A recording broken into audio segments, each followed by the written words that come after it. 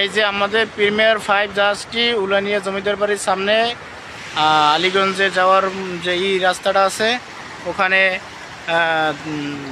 গ্যাজরিয়ে তারপরে তলেই যাচ্ছে।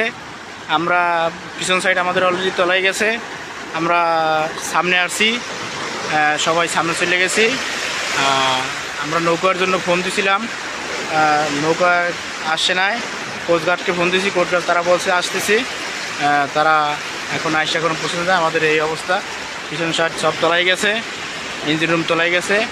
এই যে দেখেন, এই যে আমাদের ইঞ্জিন রুম তলাই গেছে। এই যে আমরা যে এখান থেকে পানি আসতেছে, এই যে এই যে ইঞ্জিন রুম পুরো তলাই গেছে। এই পিছনের সাইডের এই অবস্থা, এই যে অবস্থা, এই যে এখন জ্বর হচ্ছে আর তলাইতেছে। আমরা সবাই পিছন থেকে সামনে চলে গেছি, সবাই সামনে আছি।